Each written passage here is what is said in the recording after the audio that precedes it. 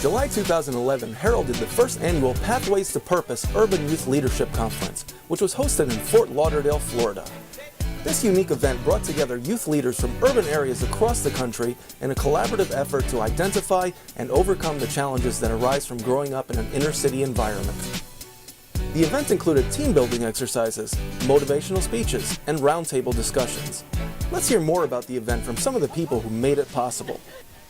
We have Youth Urban Summit, which is a summit that we put together to focus on youth programming geared to urban city teenagers. So we feel it's important that we focus on the issues that are directly affecting our kids. So we're hoping that that we're able to build their leadership development skills, so that when they do go back into their communities, they can be positive role models.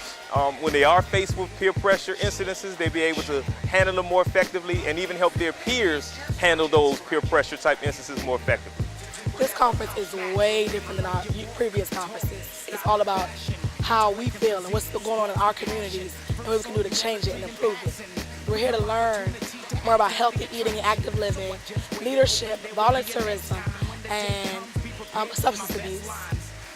My goal is to improve myself, my people, and my community. I'm here, I'm helping out as a leader. They're telling me I gotta take more leadership and just go over with all the kids. We need new role models for the youth, because they only looking up to the rappers, the entertainment, and they're promoting negative, and we're trying to promote positivity. I've been to and I've been invited to speak at several teen summits, but none of them had the round table type of effect. And I think one of the positive aspects of that is it gives the youth the opportunity not just to hear from one person, but to hear from various people. My topic was, what type of positive role model, what should they be contributing to the youth in our communities?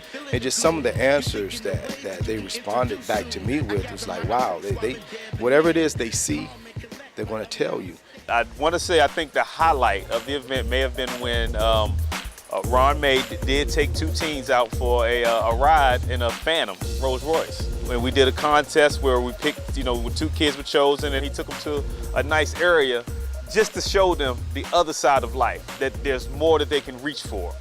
I just want to come back and give back to the youth of today, because they're the future.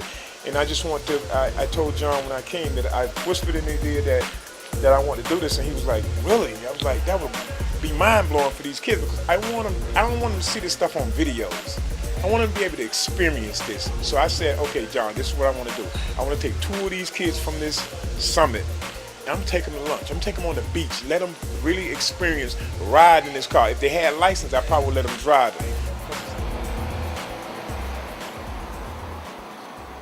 When asked what they would take back home from the summit, we heard some great answers. When I leave here, I'm going to definitely work 2 times harder than I usually do, because I want a car like that. I want to be able to go to a hotel anytime I want to. Remember, I told you, this is the future right here. It has changed me a lot. I've learned how to be a greater leader. My public speaking is better. And now it's like, I know what I'm doing. Now I can take what I've learned, and I want to give it back to I'm giving back everything that I've taken in. I feel good about it. I feel great. It makes me feel better that I know I'm giving something to these kids. Until you actually sit down and have a conversation with these young people, you really are out of touch, because you don't see what they see unless you begin to really sit in their environment. So we look forward to 2012. We look forward to 2012. We're going to bring it even harder next year.